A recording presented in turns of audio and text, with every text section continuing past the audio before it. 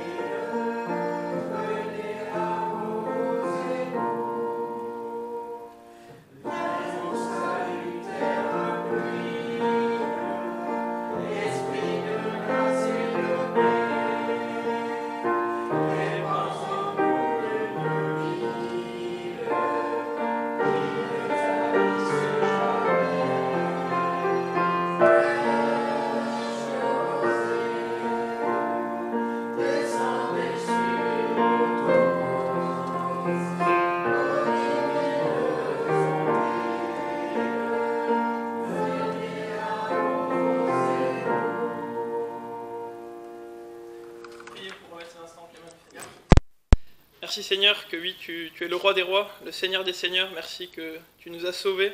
Nous sommes tes enfants, nous faisons partie de ta famille.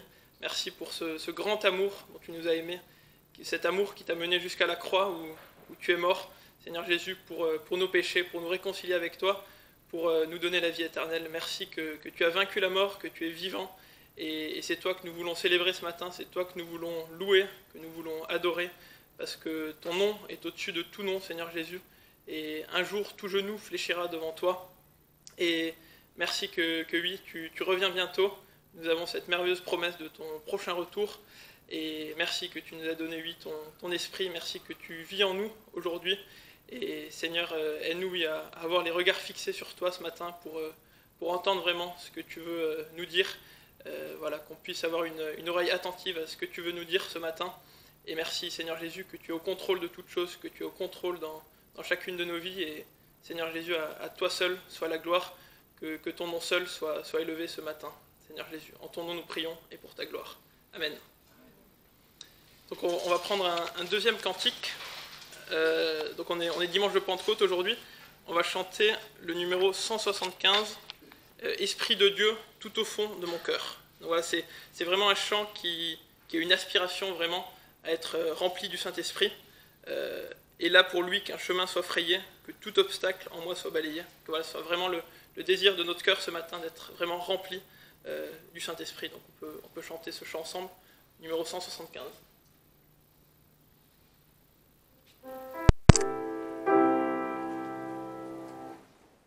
Esprit de Dieu, tout au fond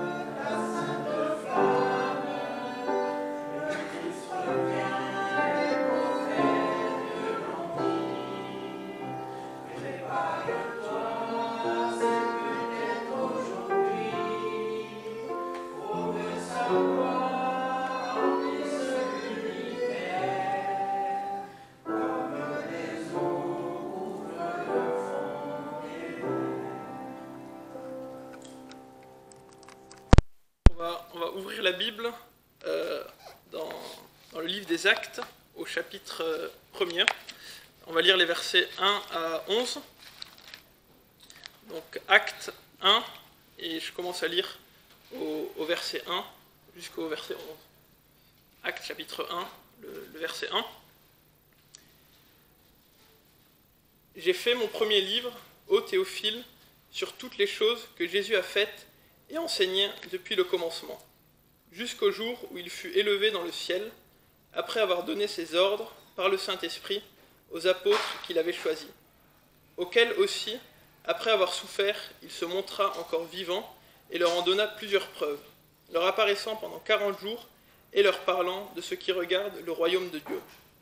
Et les ayant assemblés, il leur commanda de ne point s'éloigner de Jérusalem, mais d'y attendre la promesse du Père, laquelle, dit-il, vous avez entendu de moi. C'est qu'en vérité, Jean a baptisé d'eau, mais que vous serez baptisés du Saint-Esprit dans peu de jours.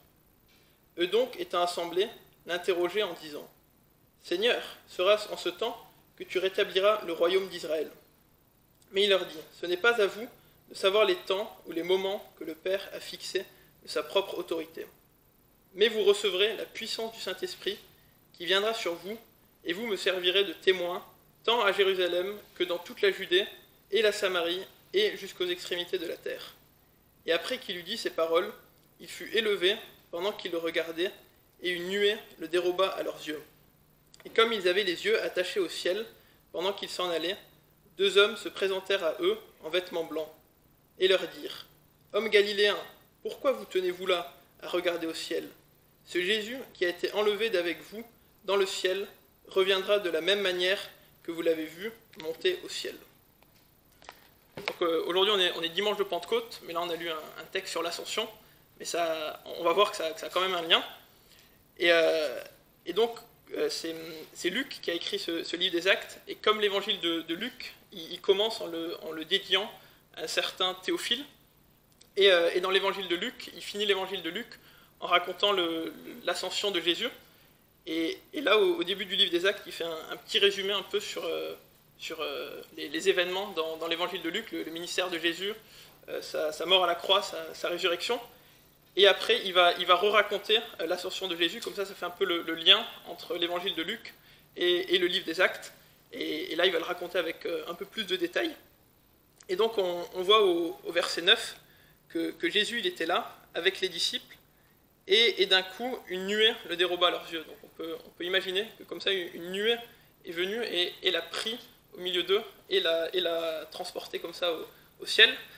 Et le texte, il nous dit que c'était plutôt de manière progressive que de manière instantanée, parce qu'au verset 10, c'est dit « Ils avaient les yeux attachés au ciel pendant qu'ils s'en allaient ». C'était comme ça de manière progressive, ils montaient au ciel. Et au verset 11 aussi, c'est dit reviendra de la même manière que vous l'avez vu monter au ciel. Et donc les disciples, ils étaient là et ils voyaient Jésus monter au ciel comme ça, avec la nuée. Et quand les anges y viennent, ils avaient vraiment les regards, au verset 11, pourquoi vous tenez-vous là à regarder au ciel? Ils avaient vraiment les regards fixés vers le ciel, les regards scotchés comme ça vers le ciel. Et donc on peut se demander, pour nous chrétiens, quels sont les avantages de l'ascension de Jésus pour nous aujourd'hui. Et donc, premièrement, il y a des versets qui nous disent que Jésus, vu qu'il est monté au ciel, il est maintenant notre avocat auprès du Père, il intercède pour nous, il nous prépare une place, et il y a des versets qui disent toutes ces choses-là. Mais là, à la lumière du texte, un deuxième avantage qu'on peut voir, c'est la promesse de l'envoi du Saint-Esprit. Au versets 4 et 5, mais d'y attendre la promesse du Père, laquelle, dit-il, vous avez entendu de moi. Et c'est quoi cette promesse du Père? C'est au verset 5, vous serez baptisés du Saint-Esprit dans peu de jours. Et donc ils ont dû attendre quelques jours, peu de jours, une dizaine de jours à peu près, pour recevoir le Saint-Esprit, pour que le Saint-Esprit vienne sur eux après l'ascension. Et Jésus, dans l'évangile de Jean, il parle du Saint-Esprit comme du consolateur qui doit venir. Et il y a même un verset où il dit « Il vous est avantageux que je m'en aille, sinon le consolateur ne viendra pas vers vous ». Et donc des fois on peut se dire, ça serait vraiment trop bien si on aurait vécu comme les disciples à leur époque, voilà, on aurait vu Jésus physiquement, on aurait vécu avec lui. Mais nous, on a quelque chose que les disciples, ils n'avaient pas pendant le vivant de Jésus, pendant son ministère terrestre. On a le Saint-Esprit qui vit en nous, l'Esprit de Dieu qui vit en nous. Et ça les disciples, ils l'avaient pas encore pendant le ministère de Jésus. Et voilà, le Saint-Esprit, il nous enseigne, il nous permet de comprendre la parole, il nous rappelle les paroles de Jésus aussi, il nous convainc de péché, il nous permet de porter du fruit pour Jésus. Et aussi dans le verset 8, on voit « Mais vous recevrez la puissance du Saint-Esprit qui viendra sur vous, et vous me servirez de témoin. » Et donc le Saint-Esprit nous donne aussi la force pour le témoignage. Et pour les disciples, pour les premiers disciples, ça s'était vraiment manifesté concrètement. Quand le jour même de la Pentecôte, ils ont parlé des nouvelles langues, et ça avait comme but de répandre l'évangile plus facilement et plus rapidement, déjà dans les contrées voisines, la Judée, la Samarie, mais aussi après avec tous les voyages missionnaires de Paul, jusqu'aux extrémités de la terre. Mais nous aussi, aujourd'hui, le Saint-Esprit il nous vient en aide, et il nous donne de la force nécessaire pour le témoignage. Et enfin, un troisième avantage de l'ascension de Jésus, c'est la promesse du retour du Seigneur. On peut voir ça au verset 11, quand les anges ils parlent aux disciples. Ils disent « Ce Jésus qui a été enlevé d'avec vous dans le ciel reviendra de la même manière que vous l'avez vu monter au ciel. » Et donc là, il dit même de quelle manière Jésus va revenir. Et il y a un verset qui dit qu'on sera enlevé à la rencontre du Seigneur sur les nuées. Et donc voilà, quelle merveilleuse promesse que Jésus revient bientôt. Jésus revient bientôt, il revient très bientôt même. Et en attendant, qu'est-ce que ça peut être notre rôle en attendant ce retour du Seigneur? Par exemple, on pourrait être tenté de spéculer, d'essayer de deviner la date, de deviner quand est-ce que Jésus va revenir. Mais ça, Jésus il nous dit que ce n'est pas notre rôle. Au verset 7, mais il leur dit « Ce n'est pas à vous de savoir les temps ou les moments que le Père a fixés de sa propre autorité. » Voilà, Jésus il a dit aussi que personne ne connaît ni le jour ni l'heure, donc ce n'est pas à nous d'essayer de savoir ça ou de deviner ça. Mais notre rôle, comme on l'a vu avant au verset 8, c'est plutôt de lui servir de témoin, d'être des témoins pour Jésus. Et en faisant ça, on mettra plus le temps à profit qu'en essayant de vouloir deviner la date du retour du Seigneur. Et quand les anges y reviennent aussi, quand les anges ils parlent aux disciples, ils disent « Hommes galiléens, pourquoi vous tenez-vous là à regarder au ciel ?» Donc là, on peut en trouver une application intéressante pour nos vies. Il y a toujours ce juste équilibre à avoir entre la tête au ciel et les pieds sur terre. Voilà, on peut pas se dire oui, maintenant Jésus revient bientôt, il revient très bientôt, maintenant je fais plus rien, je reste là les bras croisés, j'attends juste qu'il revienne et j'arrête tout. Maintenant il faut continuer à travailler, continuer à assumer quand même ses responsabilités, continuer à évangéliser aussi, mais par la foi, tout en gardant ses pieds sur terre, on peut aussi déjà avoir la tête au ciel et regarder à Jésus qui revient bientôt, regarder à lui, à cette merveilleuse promesse, cette merveilleuse espérance que Jésus revient bientôt. Et voilà. Et les disciples ici, de la manière que les anges leur ont parlé, c'est pas dit que ça allait être de leur vivant que Jésus allait revenir. Mais eux, comme on s'était dit, ils pouvaient peut-être penser que son retour allait être vraiment imminent, que Jésus allait vraiment revenir bientôt. Et toute leur vie, ils ont attendu cette promesse.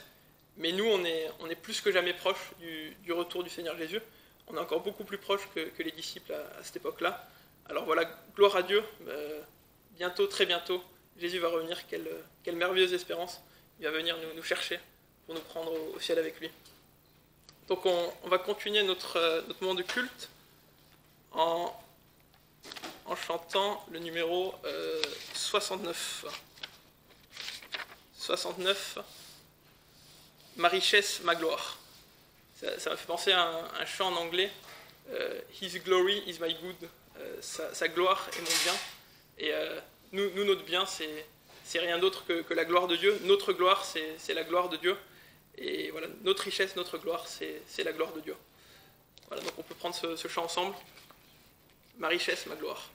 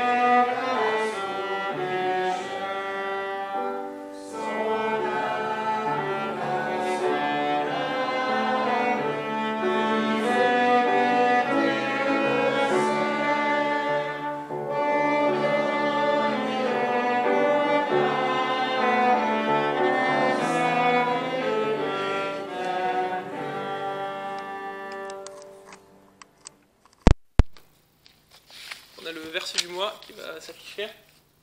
Je vais demander à Kezia si tu veux bien le lire.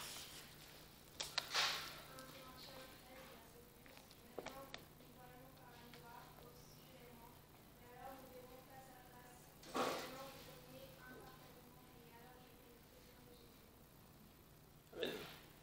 Ouais. Magnifique verset que on a juste une partie, on a juste les arts de l'esprit aujourd'hui, mais un jour on verra Jésus face à face. Quelle merveilleuse espérance. Dites-moi l'histoire. Et dans la deuxième strophe, c'est dit « Elle est toujours nouvelle, répétez-la souvent ».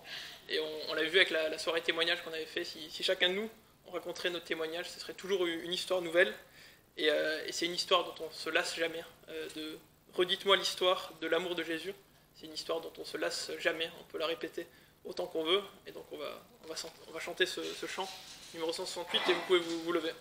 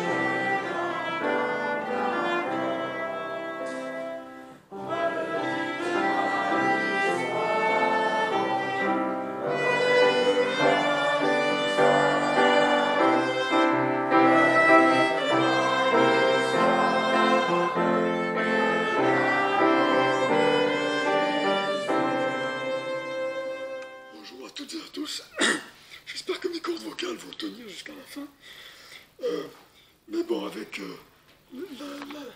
avec Dieu et son esprit et sa toute-puissance, je pense que cela va se faire. En fait, c'est bien que Matthieu ait donné sa pensée parce que j'avais un peu mauvaise conscience du fait que c'est aujourd'hui la Pentecôte. Bon, demain, évidemment, tous les salariés savent que c'est la Pentecôte, mais ils ne savent pas pourquoi, forcément pourquoi, mais c'est vrai que je me suis dit, c'est peut-être, j'avais un peu mauvaise conscience de me dire le message ne portera pas sur ce thème. Mais Matthieu en a parlé, et c'est très bien. Après, il y a eu ce verset qui a fait un peu la transition, et qui m'a un peu, entre guillemets, réconforté. C'est que dans Colossiens chapitre 3, verset 15, si tu peux le remettre, Valérie, s'il te plaît. Colossiens 3, 15, c'est le dernier verset qui a été affiché. Voilà. Et que la paix de Christ, à laquelle vous avez été appelés en un seul corps, règne dans vos cœurs et soyez reconnaissants. Et je me suis dit, en effet, ce verset va dans le sens de ce matin, en tout cas de cette étude matinale, on va dire, parce qu'il sera question de la paix. Et la paix, c'est un thème qui est récurrent dans la Bible, parce que c'est un thème qui s'impose. Et on va distinguer quel type de paix, en tout cas nous sommes bénéficiaires. Je vous propose de prier avant d'aller plus loin. En effet, Seigneur Dieu, tu es le prince de la paix, comme cela est écrit. Et comme nous l'avons chanté, eh bien, c'est par amour que tu es venu sur cette terre, en tant que simple bébé, en tant que simple homme, mourir et donner ta vie en rançon pour plusieurs. Et tu nous as, comme cela a été rappelé ce matin aussi, laissé ton esprit, le consolateur, qui nous rappelle et qui doit nous rappeler tout ton enseignement. Et ce matin, nous voulons faire appel à ce consolateur et à ta parole, parce que à travers, eh bien, cette parole, tu nous enseignes et tu te dévoiles à nous, et nous voulons, eh bien, apprendre un peu plus de toi ce matin aussi. Et cela, c'est au nom de Jésus que nous te le demandons. Amen. Alors, la paix, comme je le disais, c'est un thème qui est récurrent dans la Bible, mais qui est aussi très, très récurrent dans le monde. Et inutile, évidemment, de vous en parler. Vous connaissez l'actualité mieux que moi, peut-être. Et avec tout ce qui se passe au jour d'aujourd'hui, eh bien, on parle beaucoup de paix dans le monde. On parle aussi, on voudrait que, donc, une paix. On parle souvent aussi de paix sociale. On rachète la paix sociale par divers moyens, on va dire, hein, que ce soit par de l'argent, par l'action de certains gouvernements, par notre gouvernement, enfin. Et c'est une sorte de paix, évidemment. Le monde recherche en fait une paix matérielle, une sécurité matérielle. Hein. Cette sécurité, donc, apporte cette paix. Et c'est ce que recherche le monde. Et le monde est composé, évidemment, d'individus. Et chaque individu qui ne connaît pas Dieu, eh bien, essaye de trouver des fondements ailleurs. C'est basé des fois sur la famille, sur une carrière professionnelle, sur des biens, sur de l'argent, etc. Ça, on en entend parler tout le temps à travers les actualités. Et on sait que cette paix, et la paix que le monde offre, on sait que Satan est derrière un peu tout ça. Hein? Quand Satan a voulu tenter Jésus, il a dit tout cela, toutes ces richesses m'ont été données, eh bien je les donne à qui je veux. Et il a proposé à Jésus de lui donner ses richesses à partir du moment où Jésus se prosternerait devant lui. Et nous savons que, évidemment, Jésus l'a chassé et il lui a répondu, selon les Écritures, tu adoreras le Seigneur ton Dieu, hein, et lui seul, en fait. Et donc, cette paix que le monde offre, elle reste éphémère et elle ne dure pas. Un peu, enfin, c'est pas à l'image. En fait, cela ressort évidemment de ce qui s'est produit lorsque Adam et Ève ont chuté. Et nous savons que Satan était déjà un ange déchu, puisqu'il les a tentés à travers le serpent. Eh bien, cette paix a été rompue, mais... Alors là, du coup, je voulais vous parler... Enfin, je parle de la paix que Dieu offre, une paix intérieure et qui est fondée sur la foi en Jésus-Christ. Mais ça, on anticipe un peu sur cette étude. Mais dès l'instant où l'homme s'est fourvoyé, a chuté, on remarque tout de suite que dans le jardin d'Éden, l'atmosphère avait complètement disparu. Enfin, l'harmonie qui y régnait, qu'on pouvait essayer d'imaginer, parce qu'on n'est pas dans ce jardin, on n'y était pas. On essaye toujours d'imaginer un peu, à travers le récit qui nous est fait, comment cela a été. Mais on se rend compte, juste après la chute, que l'atmosphère avait complètement changé, et que lorsque Dieu savait ce qui s'était passé, certainement. Il est Dieu, il est omniscient. Quand il est venu à la rencontre d'Adam et Ève, les deux se sont cachés. Il y a la crainte de suite qui a pris le dessus. Et là, évidemment, il s'en est suivi toutes des conséquences, et Dieu aussi a énuméré quelques conséquences qui allaient donc sanctionner cette désobéissance. Et depuis l'homme cherche la paix. L'homme sans Dieu cherche la paix. Il veut être tranquille, il veut pouvoir faire ce qu'il a envie de faire, mais il est sans Dieu. Et sans Dieu, ce n'est qu'une paix artificielle. Et ce n'est pas la vraie paix. Les hommes sont en recherche constante de paix. La volonté est là, mais le pouvoir manque. Alors, on peut paraphraser, si vous voulez, ce qu'a dit l'apôtre Paul en Romains, chapitre 7, verset 18, et je vous lis le verset.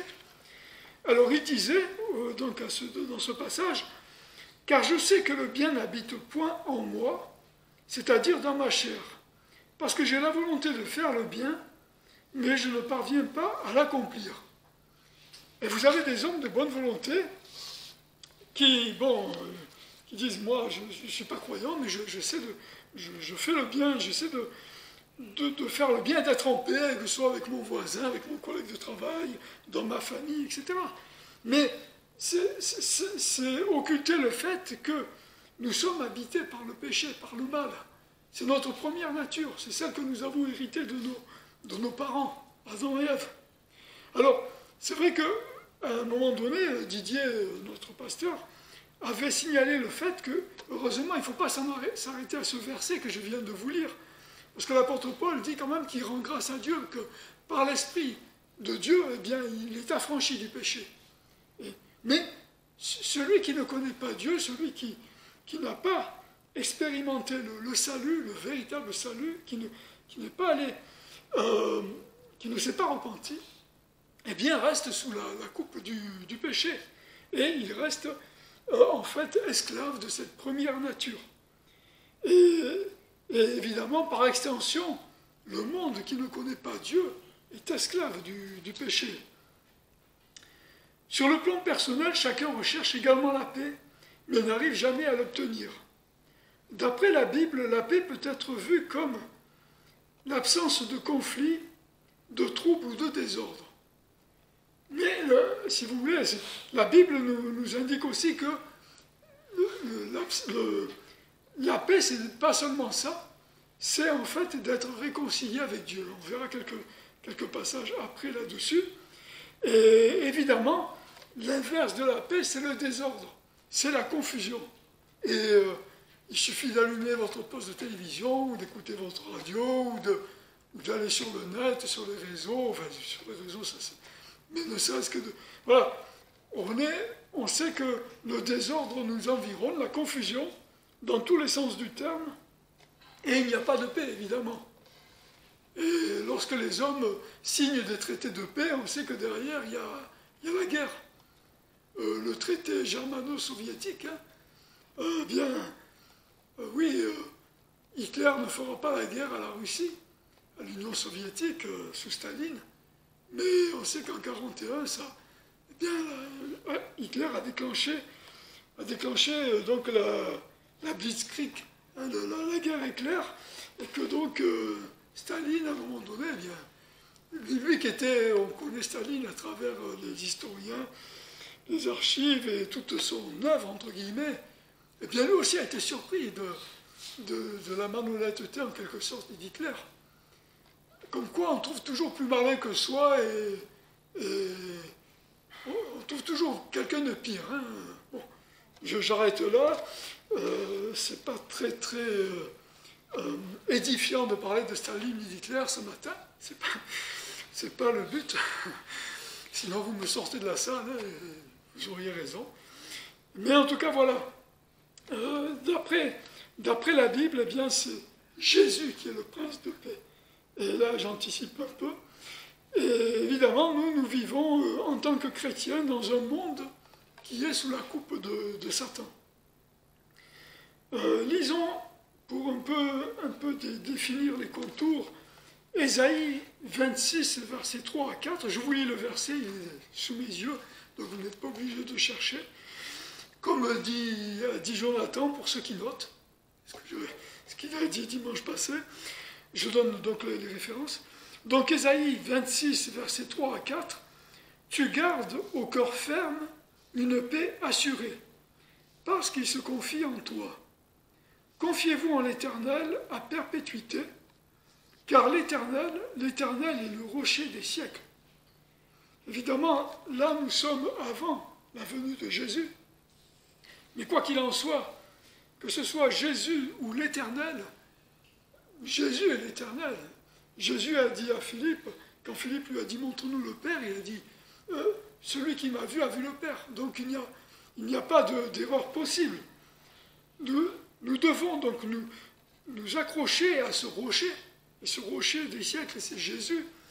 Et donc c'est lui qui nous assure cette paix.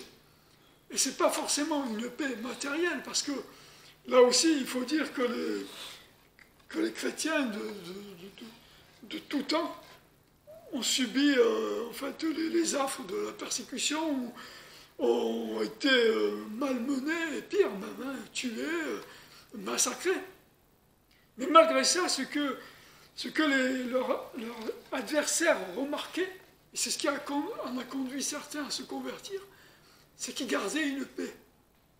Ils étaient, malgré l'adversité, malgré que ce soit la douleur physique, malgré la persécution, ils gardaient la paix. Et on m'a dit que lorsque les chrétiens étaient massacrés dans les arènes, eh bien, les gens étaient frappés parce qu'ils venaient au spectacle comme ils iraient au stade Vélodrome voir un match de foot. Mais ces chrétiens qui étaient massacrés, eh bien, ils avaient ils étaient dignes, et les gens voyaient que,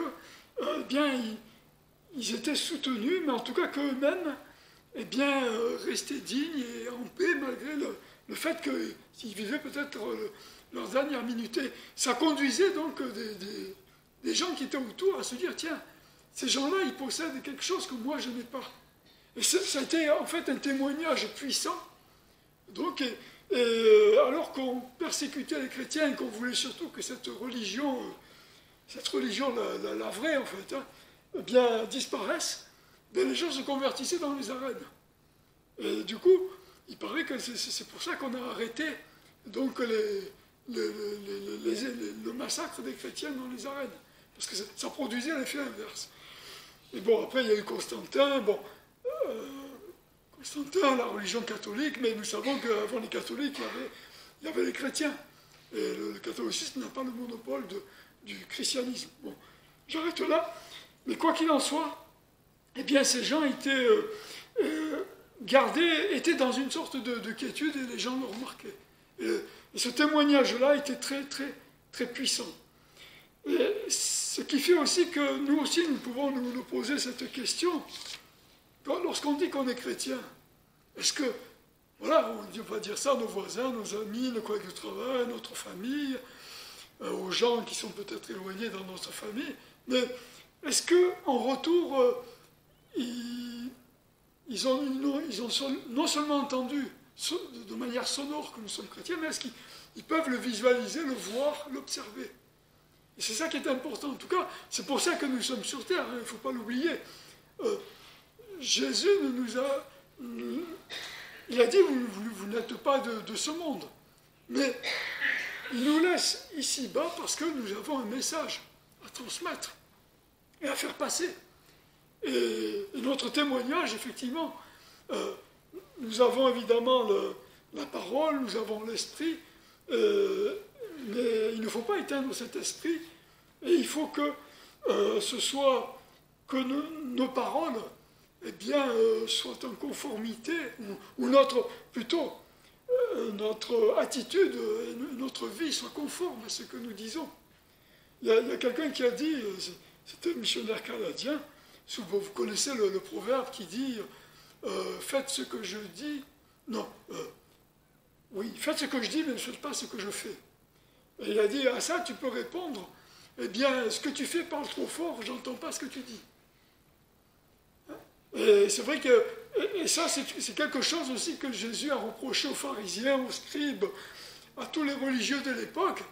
Il disait, vous parlez beaucoup, vous faites porter des fardeaux aux hommes, et vous ne les aidez même pas du doigt.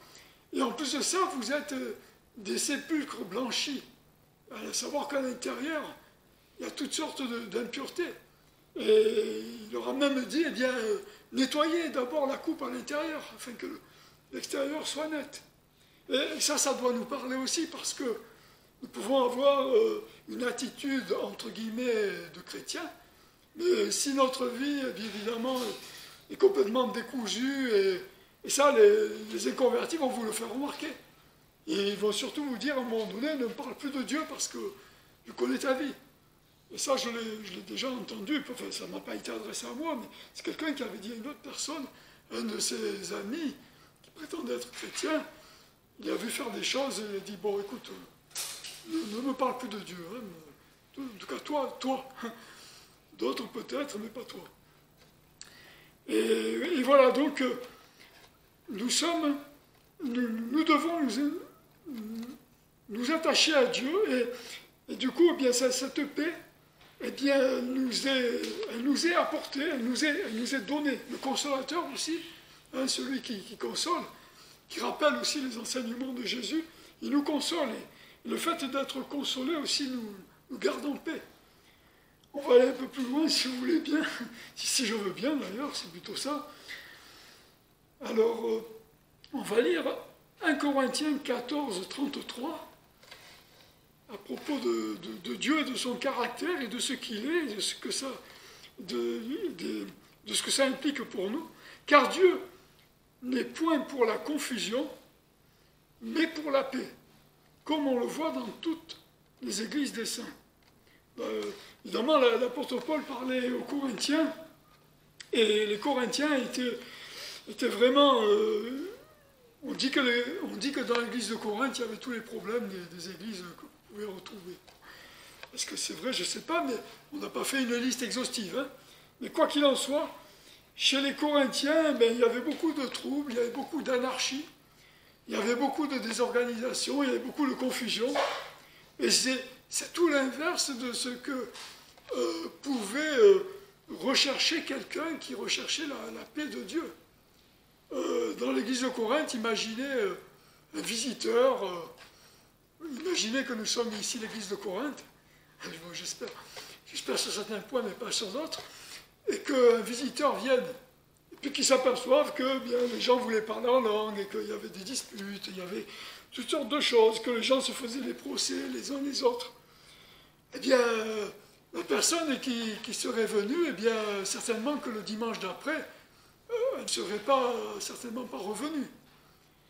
Et évidemment, l'apôtre Paul a eu besoin de leur rappeler ça, alors qu'eux étaient en pleine, pas révolte, mais désorganisation. Et ça, évidemment, la révolte et la désorganisation, c'est la marque de l'ennemi. Et on voit ça dans l'anarchie. Hein, il y a des groupes anarchistes, on dit. Ni Dieu, ni maître, il n'y a pas de loi, pas de justice. Enfin, chacun fait sa propre justice. On sait où tout ça mène. Hein. Bon, on en voit malgré... On a vu récemment des images à la télévision. Bon, là, c'est sûr, si vous voulez, c'est sur un faible échantillon de l'humanité. Mais on sait que toute l'humanité est prête enfin, celle qui s'oppose à Dieu et qui ne veut pas recevoir Dieu et le prince de la paix, à savoir Jésus-Christ, eh bien, est prête à faire pareil. Et donc, voilà, l'apôtre Paul a dû, à un moment donné, rappeler cela. D'ailleurs, il leur a rappelé aussi qu'ils étaient... ils auraient dû être... Je crois que c'est à eux qui dit ça, sinon vous me corrigez. À savoir qui... Non, c'est pas eux. Mais à un moment donné, à des chrétiens, il dit... vous devriez être des hommes faits, vous devriez pouvoir manger de la viande, mais vous en êtes toujours au lait. Je pense que c'est... peut-être aux Galates, enfin, bref. Et à savoir donc, certains chrétiens même, qui ne sont pas, qui sont convertis, eh bien, peuvent rester toujours à des niveaux très bas, entre guillemets, et être aussi, entre guillemets, tentés par ce genre de choses, à savoir la désorganisation. Alors, la désorganisation, la confusion, tout ce que vous pouvez imaginer. En tout cas, lorsqu'il y a eu cet événement qui s'est produit donc, dans le jardin d'Éden, donc la chute de l'homme, est-ce que Dieu pour autant a laissé l'homme et la femme dans cette situation? Est-ce que Dieu a été pris au dépourvu? Bien, heureusement que non. Heureusement que non. Et nous savons que son plan de paix, parce qu'on parle de plan de paix au jour d'aujourd'hui, mais Dieu avait un plan de paix, le vrai plan de paix, à savoir son Fils, qui donnerait en rançon pour plusieurs. On peut lire Luc chapitre 8, je vous lis Luc chapitre 2, pardon, versets 8 à 14. C'est l'annonciation en fait de la venue de Jésus sur terre, de sa naissance. Or, il y avait dans la même contrée des bergers qui couchaient au champ et qui gardaient leurs troupeaux pendant les veilles de la nuit. Et voici un ange du Seigneur se présenta à eux, et la gloire du Seigneur resplendit autour d'eux. Et ils furent saisis d'une grande peur. Alors l'ange leur dit, « N'ayez point de peur, car je vous annonce une grande joie qui sera pour tout le peuple. C'est qu'aujourd'hui, dans la ville de David, un sauveur qui est le Christ, le Seigneur vous est né. Et ceci vous servira de signe.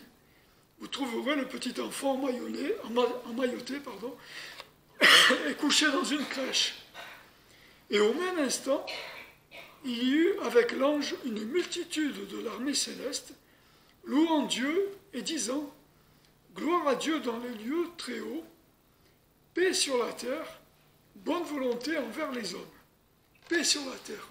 Et on sait que cette paix, elle sera instituée par Dieu, la vraie paix, pas la paix des hommes, pas la paix des traités, mais elle va être instituée par la venue de Christ, par son sacrifice, comme ça a été rappelé, par sa mort, par sa résurrection, parce que Jésus est ressuscité, c'est ce qui fait toute la force de l'évangile, comme l'apôtre Paul l'a dit, hein. Sinon nous ne serions que de faux adorateurs. Et donc, Dieu a réglé ce problème. si je puis dire, si je puis parler ainsi. Ça, c'est un passage, évidemment, qu'on lit souvent à Noël, mais il y a quand même le fait que c'est un passage qui nous rappelle comment Dieu a procédé, et la paix, donc, est venue sur la terre sous la forme la plus humble et la plus fragile qui soit, un petit bébé couché dans une crèche. Et dès sa naissance, Hérode voulait tuer ce bébé. Et il a fait tuer tous les nouveau-nés de 2 ans et moins, entre 2 ans et moins, donc. Et il voulait donc y cibler, et Satan ciblait, en tout cas par l'intermédiaire d'Hérode, eh bien, le Messie qui était attendu, qui était annoncé pendant des siècles, et qui donc eh bien, est venu accomplir cette prophétie en la personne d'un bébé couché. Plus tard, à la fin de son ministère terrestre, Christ meurt sur la croix, ayant porté les péchés de nombreux croyants. Mais ce que l'aspect extérieur de la scène ne peut révéler, c'est que sa mort est la seule base par laquelle la paix est rétablie entre l'homme et Dieu. La paix faite à la croix supprime l'obstacle qui sépare l'homme de Dieu. Elle produit la réconciliation. L'homme, une fois sauvé, n'est désormais plus l'ennemi de Dieu, car Dieu est apaisé. La croix permet de mettre fin à l'inimitié entre des ennemis ancestraux, les Juifs et les païens. Les Juifs et les païens, ça aussi, on va le voir à travers un verset. Mais Dieu a véritablement accompli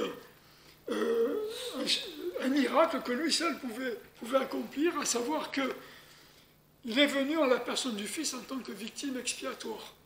Et il était aussi en tant que juge, parce qu'il fallait qu'en tant que victime expiatoire, évidemment, qu'il meure sur cette croix, que le Fils soit frappé pour nos péchés, et qu'il soit donc châtié, qu'il meure, véritablement qu'il meure, et non pas comme certains disent, oui, les yogis peuvent faire pareil, ils peuvent arrêter les battements d'or. Non, Jésus était mort, et il est ressuscité le 3e jour. Il fallait en passer par là. Lisons Éphésiens chapitre 2, versets 13 à 17. Éphésiens 2, 13 à 17. Mais maintenant, en Jésus-Christ, vous qui étiez autrefois éloignés, vous êtes rapprochés par le sang de Christ. Car c'est lui qui est notre paix. Lui qui des 2 peuples n'en a fait qu'un en abattant le mur de séparation, ayant détruit en sa chair l'inimitié, la loi des préceptes, laquelle consistait en ordonnances, afin qu'il formât lui-même des 2 un seul homme nouveau, après avoir fait la paix, et qu'en détruisant lui-même l'inimitié, il réconcilia avec Dieu par la croix les uns et les autres en un seul corps. Et il est venu annoncer la paix à vous qui étiez loin et à ceux qui étaient près. Aussi, évidemment, là on voit à travers ce passage, le mot paix est récurrent, évidemment, parce que c'était le but. Il fallait que Dieu soit apaisé. Et ce qui nous confère cette paix, c'est que Dieu soit apaisé. Donc cette paix, elle est réelle, elle est tangible, elle est inamovible aussi, on peut s'exprimer ainsi. Mais il a fait aussi, à travers le sacrifice de Christ, eh bien, il a rapproché donc les païens et les Juifs. Il n'a fait que 2 peuples, un seul peuple. Ce qui fait que l'évangile a été propagé, a été diffusé dans le monde entier. C'est vrai qu'à un moment donné, Jésus a dit, je n'ai été envoyé qu'aux brebis perdues d'Israël. Mais c'était pour un temps, et il fallait ensuite qu'il passe par la crucifixion, par la résurrection, et que donc il envoie par l'Esprit eh bien, ses disciples, ses apôtres, ses disciples, et que, évidemment, pour en revenir à la Pentecôte, que ces apôtres et que ces disciples puissent s'adresser à des peuples étrangers. Évidemment, à l'époque, ils n'avaient pas les moyens, les outils actuels pour traduire, pas de téléphone portable, pas d'application. Eh bien, l'Esprit leur a donné de parler en langue. Et donc, Dieu n'est pas...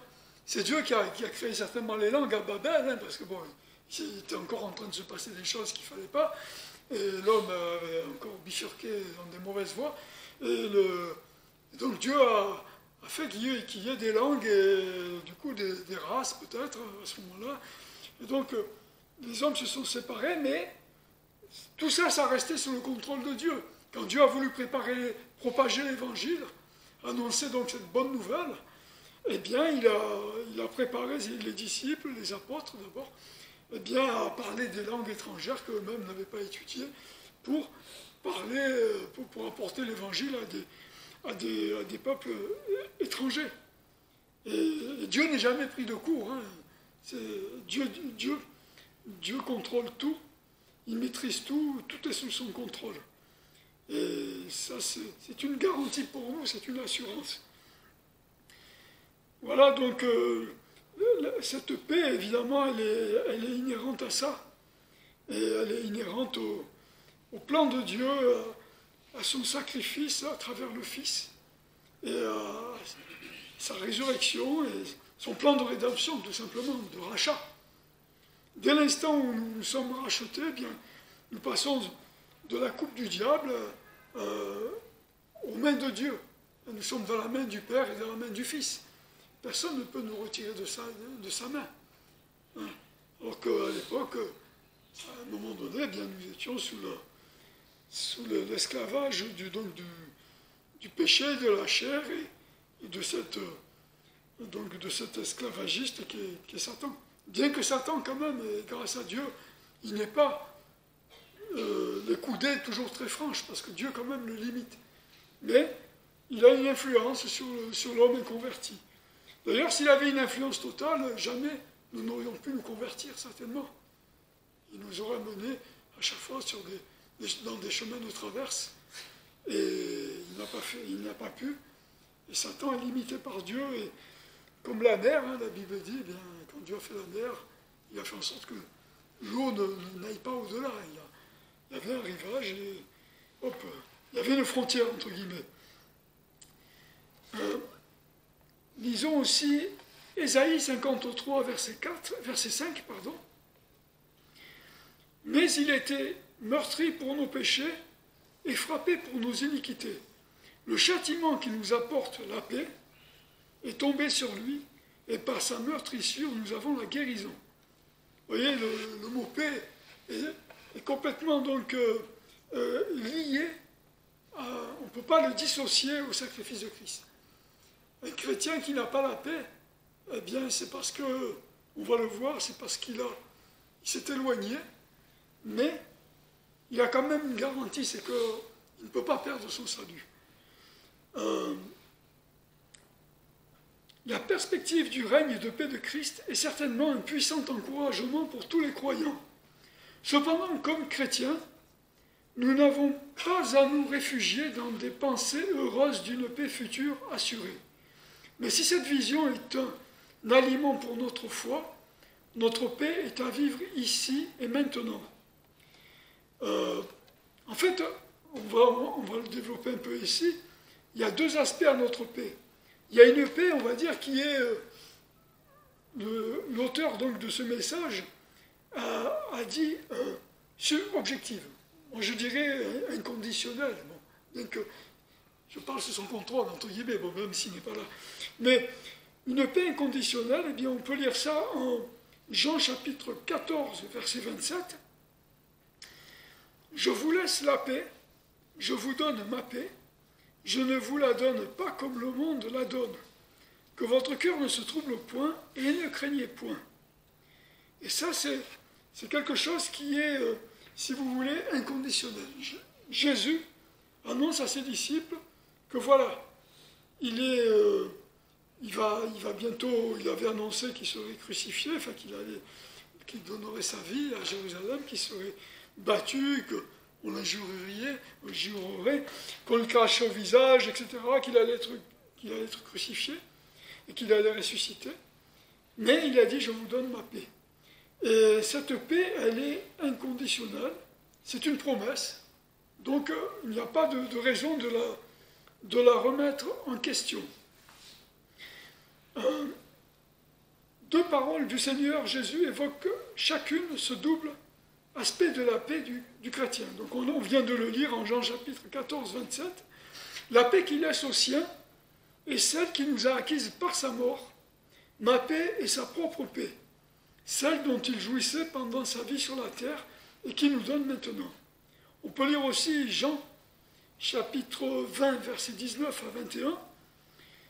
Donc c'est après sa crucifixion, au moment de sa résurrection. Le soir de ce jour, qui était le premier de la semaine, les portes du lieu où les disciples étaient assemblés étant fermées, par crainte des Juifs, Jésus vint et se présenta au milieu d'eux et leur dit « La paix soit avec vous ». Et quand il eut dit cela, il leur montra ses mains et son côté. Les disciples donc, voyant le Seigneur, eurent une grande joie. Il leur dit de nouveau « La paix soit avec vous. Comme mon Père m'a envoyé, je vous envoie aussi. » Or, vous allez me dire, c'est un peu curieux. C'est pas curieux, mais la démarche que Jésus a lorsqu'il se présente devant ses disciples, il est dit donc eux étaient barricadés par crainte des Juifs, parce qu'évidemment, ils craignaient des représailles, évidemment, et certainement il y avait toutes sortes de sentiments qui étaient mêlés dans leur esprit, dans leur cœur, qui faisaient qu'ils avaient peur. Et Jésus vint et se présenta au milieu d'eux, et leur dit « La paix soit avec vous ». Et quand il lui dit cela, il leur montra ses mains et son côté. Déjà, bon, c'est peut-être d'une manière aussi d'authentifier, de dire « C'est moi que vous avez vu sur cette croix, je n'y suis plus, j'ai gardé les stigmates, j'authentifie, c'est bien moi. » Mais à travers aussi cette démarche, par cette démarche, si vous voulez, il leur montre que la paix dont ils peuvent jouir, et qu'ils ont, eh bien cette paix, elle dépend fondamentalement de son sacrifice. Elle dépend exclusivement de sa crucifixion, de sa résurrection, de sa rédemption, enfin de son œuvre sur la croix. Et ça, c'est quelque chose que personne ne peut nous enlever en tant que chrétien. Je parle en tant que véritable chrétien, je ne parle pas des chrétiens de nom qui disent « Oui, je crois ». Parce que la Bible dit, les démons croient aussi qu'il y a un Dieu, et ils tremblent. Mais eux, il n'y a pas de rédemption possible. Mais nous, qui sommes les véritables chrétiens, eh bien, il y a une paix que personne ne peut nous enlever. C'est cette paix qui découle donc du sacrifice de Christ. Et Jésus, de manière un peu pédagogue, de toute façon, Jésus a toujours été très pédagogue. C'est le roi de la pédagogie, il n'y a pas meilleur que lui. Donc, eh bien, il leur fait ressentir ça. Et nous sommes là, bien évidemment, pour nous en imprégner aussi, et pour en tirer le meilleur parti. Les mains et le côté percé de notre Sauveur sont le témoignage de la paix que son châtiment nous a apporté. Il y a une chose, moi je me pose toujours la question, parce que ça fait quelque temps que je suis chrétien. C'est vrai que j'ai une image de la mort. Au départ, comme je le disais à mon témoignage, je ne sais plus si je l'ai dit, la mort m'angoissait, parce que je ne savais pas où j'allais. Au jour d'aujourd'hui, j'ai une appréhension, si vous voulez, parce que je me dis, je suis persuadé, j'ai la conviction que j'irai au ciel. Mais qu'est-ce que Dieu va me dire? Parce que je sais très bien que ma vie est loin d'être parfaite. Et j'ai cette appréhension justement de son jugement. Mais je sais où je vais. Donc pour moi, c'est un réconfort en tant que chrétien. Là, c'est un témoignage personnel que je vous donne. Mais je me dis, les gens qui ne connaissent pas Dieu et qui vivent comme ça et qui, de temps en temps, même s'ils sont dans la force de l'âge, s'ils ont tout ce qu'un homme peut désirer ou une femme peut désirer sur la terre, comment ils envisagent? Quelle est cette perception qu'ils ont de la mort? Parce que tout finit par s'arrêter à un moment donné. Ça s'arrête, ça part sur autre chose, puisque après on repart sur l'éternité, ça, il n'y a pas de doute. Sauf que dans l'éternité, eh bien, il n'y aura que 2 endroits, il n'y aura pas 3 endroits, il n'y aura pas le purgatoire qui permet après de se faufiler au ciel si on n'a pas fait tout ce qu'il fallait faire quand on était vivant. Et c'est cette pensée qui me vient souvent à l'esprit des inconvertis, comme on en parle. Hein. C'est pas pour trivial de ma part de dire les inconvertis, puisque la Bible utilise ce qualificatif, mais comment est-ce qu'il n'y a pas des moments d'angoisse le soir quand on s'endort ou quand on se réveille et dire bon ben l'heure tourne, j'ai fêté mon anniversaire, j'ai fêté ma xème année, il n'y a plus de place sur le gâteau pour mettre les bougies, et bon, il va falloir que je pense un petit peu à déloger, hein, comme la Bible dit. Qu'est-ce qui se passe dans le cœur et dans l'esprit des gens? Je ne sais pas, il y en a qui avouent qui sont angoissés, d'autres disent non, mais ils ont toute une théorie là-dessus, mais véritablement, est-ce que, vous voyez ce que je veux dire, est-ce que pour eux, ils ont des certitudes? Je ne pense pas. Mais nous avons cette certitude-là. Et cette paix donc, que Dieu nous donne, elle nous aide donc évidemment pour vivre ici-bas, et pour aussi bien aller à sa rencontre. En tout cas, c'est tout un cheminement. Les mains, donc, comme je disais, le côté percé de notre Sauveur sont le témoignage de la paix que son châtiment nous a apporté. Les épîtres reprennent la même distinction. Romains chapitre 5, verset 1, il est écrit, je vais vous le lire. Étant donc justifiés par la foi, nous avons la paix avec Dieu par notre Seigneur Jésus-Christ. La paix, vous voyez, c'est vraiment très récurrent dans la Bible, et c'est pas pour rien que souvent, eh bien, les pharmacies, eh bien, sont dévalisées par...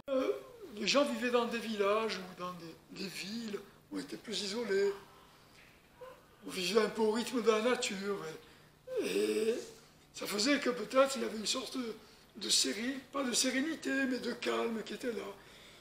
Au jour d'aujourd'hui, eh bien, c'est plus pareil, et ça crée de l'anxiété, ça crée de l'angoisse, ça crée du désordre, ça crée de la confusion.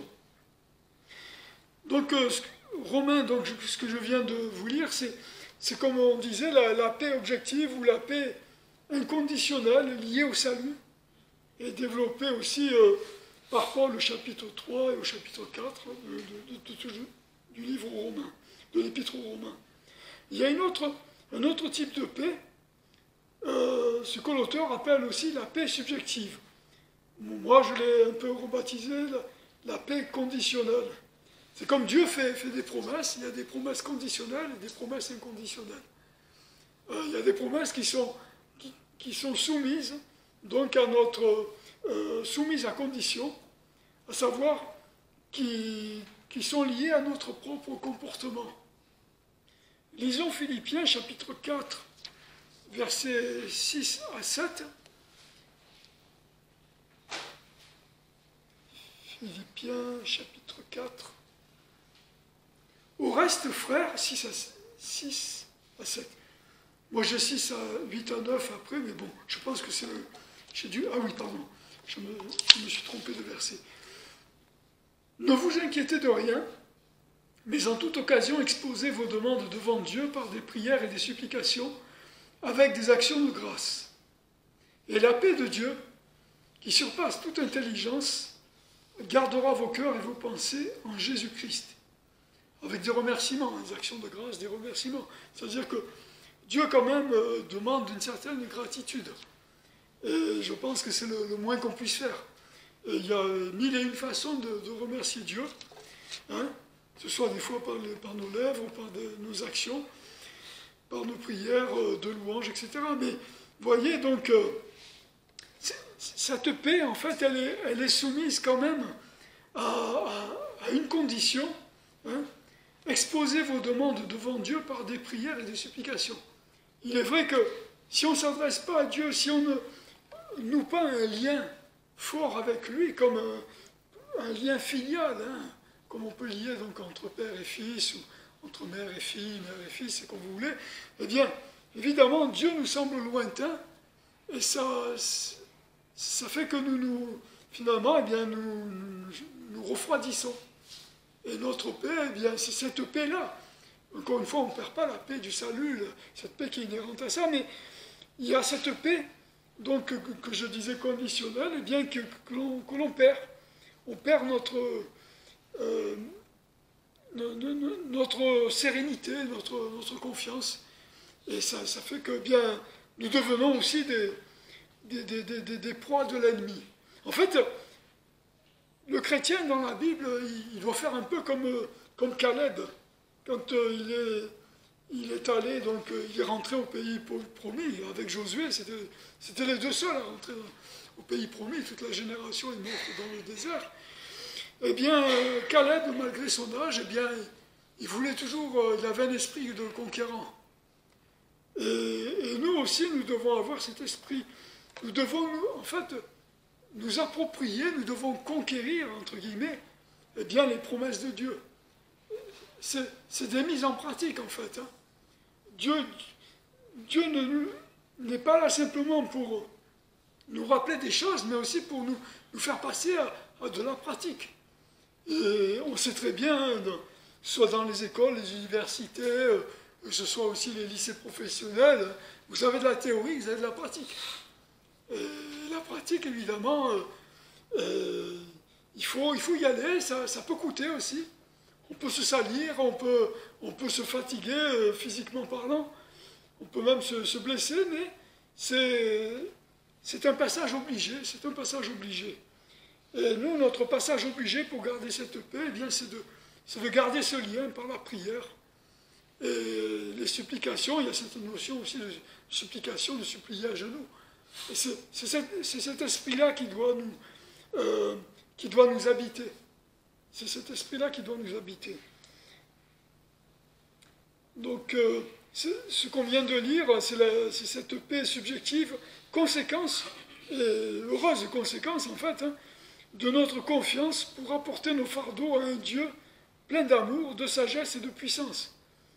Pour résumer, nous pouvons donc distinguer la paix avec Dieu, la paix de la conscience, fondamentale, acquise définitivement et une fois pour toutes à la conversion, quant à notre péché, elle est objective car basée sur l'œuvre de Jésus à la croix, et la paix de Dieu, la paix du cœur, à vivre quotidiennement quant à nos circonstances.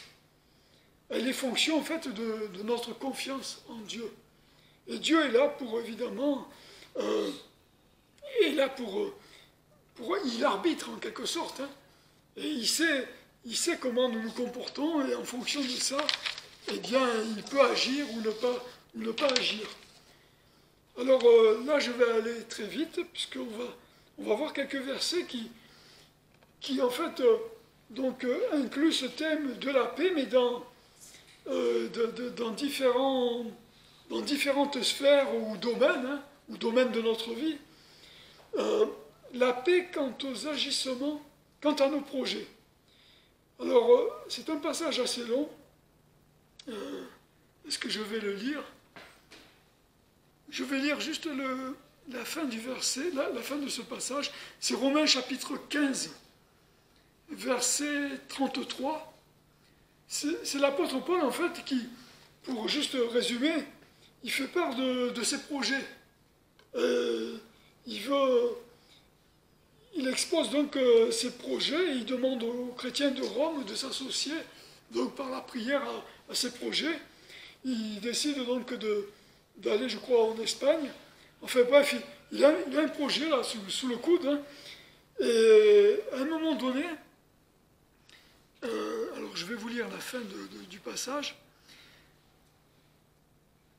Afin que je sois délivré des incrédules de Judée et que mon ministère à Jérusalem soit agréable aux saints. Ah oui, il faut que je prenne quand même d'un peu plus haut, sinon c'est pas tellement intelligible.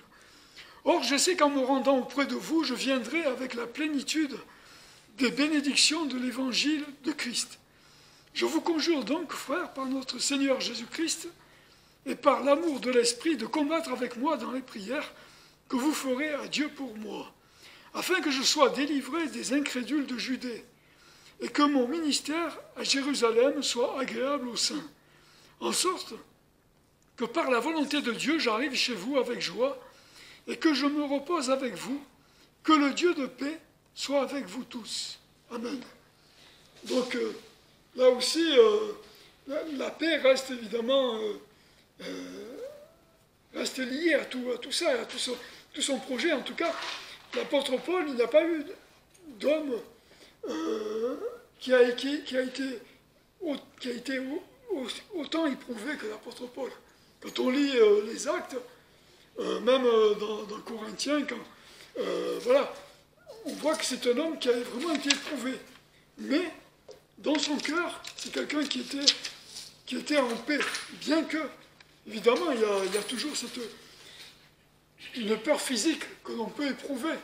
Mais au tréfonds de lui-même, eh bien, il avait cette paix que Dieu pouvait le délivrer. Et que s'il décidait de ne pas le délivrer, c'était sa volonté à lui et qu'il respectait cette volonté de Dieu. Alors, ça c'est la paix quant à nos projets, c'est lorsqu'on se rapproche de Dieu et qu'on recherche sa volonté aussi. Il y a la paix quant aux agissements de Satan. À savoir que Dieu sur ces thèmes-là, eh bien, nous donne aussi la paix. Ça semble un peu curieux la manière dont je vous présente ça, mais il est écrit en Romains chapitre 16, verset 20, « Le Dieu de paix écrasera bientôt Satan sous vos pieds. » Le Dieu de paix, donc, qui nous apporte cette paix, eh bien, il fera ce qu'il a promis, et l'adversaire, l'accusateur, eh bien, sera bientôt vaincu. Cette parole vient donc pour rassurer, indépendamment de ce que nous vivons ou ressentons aujourd'hui, la victoire sur cet ennemi si puissant est déjà certaine. Donc ça, nous savons que la victoire appartient à Dieu, la victoire nous appartient aussi. La paix quant à la vie dans l'Église. Lisons 1 Corinthiens 14, verset 33. « Car Dieu n'est point pour la confusion, mais pour la paix, comme on le voit dans toutes les églises des saints. » Et donc, je vous lis le petit commentaire. « Pour autant, il n'est pas dit que Dieu n'est qu'un Dieu d'ordre. Dieu n'approuve pas plus les débordements qu'un ordre figé, sans la vie ni la liberté de l'esprit. Aussi gardons-nous des deux dangers, tomber dans un carcan liturgique ou un laxisme désordonné. » En fait, cette paix, elle est voulue par Dieu dans l'Église, mais c'est pas une paix qui doit nous figer, qui doit rendre les choses rigides. C'est pas non plus une paix qui doit nous amener dans des excès. C'est une paix, c'est cette paix qui vient de Dieu, qui nous amène à être sobre, à être pondéré, et à faire en sorte eh bien, que l'Église de Dieu eh bien, soit un modèle. Hein. Et nous, jour après jour, nous sommes appelés à nous sanctifier, nous sommes justifiés, mais notre sanctification doit progresser, et nous sommes amenés donc à nous améliorer, hein, pour employer un terme un peu plus moderne. Mais ça, c'est ce que Dieu aussi recherche à travers son Église. Il recherche aussi la paix quant aux relations fraternelles. 2 Corinthiens, chapitre 13, verset 11. « Au reste, frères, réjouissez-vous, tendez à la perfection, consolez-vous, ayez un même sentiment, vivez en paix. Et le Dieu de charité et de paix sera avec vous. » Vous voyez, c'est pas pour rien que ce thème revient, évidemment. Et encore une fois, cette paix, eh bien, elle émane de Dieu et de son œuvre à travers son Fils. Et c'est à lui que nous devons nous rattacher. La paix quant à nos pensées aussi. Philippiens, chapitre 4, versets 8 à 9. « Au reste, frères, que toutes les choses qui sont véritables, toutes celles qui sont honnêtes, toutes celles qui sont justes, toutes celles qui sont pures, toutes celles qui sont aimables, toutes celles qui sont de bonne réputation et où il y a quelques vertus et qui sont dignes de louange, que toutes ces choses occupent vos pensées. Vous les avez apprises, reçues et entendues de moi, et vous les avez vues en moi. Faites-les, et le Dieu de paix sera avec vous. Sous-entendu que ce Dieu de paix, eh bien, il nous apportera cette paix qui émane de lui, encore une fois, mais c'est quand même soumis à certaines conditions et que l'on peut donc, que l'on découvre en lisant ce passage. Donc nous avons une responsabilité dans tout ça. Je reprends une expression qu'avait sortie, je crois, ce pasteur Arthur Somerville. Il avait dit, un chrétien triste, c'est un triste chrétien. Et on peut faire un parallèle, si vous voulez. Un chrétien triste, il est triste parce que certainement, il a perdu la paix, ou parce que, déjà, certainement, puis bon, il y a peut-être des problèmes dans sa vie, ou d'autres problèmes. Mais il n'est pas appelé à rester triste tout le temps. Il peut y avoir des choses atttristantes dans sa vie, mais il ne doit pas en rester là. Ça doit pas être, il ne doit pas en rester à ce statu quo. Il doit bien très vite se dépêtrer de ça et s'en remettre à Dieu. Alors, juste deux derniers versets, ou trois, mais pas plus. Pas plus. Thessaloniciens, chapitre 5, verset 3. Alors, Thessaloniciens, chapitre 5, verset 23, pardon. 1 Thessaloniciens 5, 23. Je vais vous lire le passage. Or que le Dieu de paix vous sanctifie lui-même tout entier, et que tout ce qui est en vous, l'esprit, l'âme et le corps, soit conservé irrépréhensible lors de l'avènement de notre Seigneur Jésus-Christ. Et donc là, c'est lié à notre sanctification. Cette paix, c'est une condition, comme on dit, sine qua non, hein, pour employer un terme un peu élégant, latin, mais nous sommes encore une fois responsables de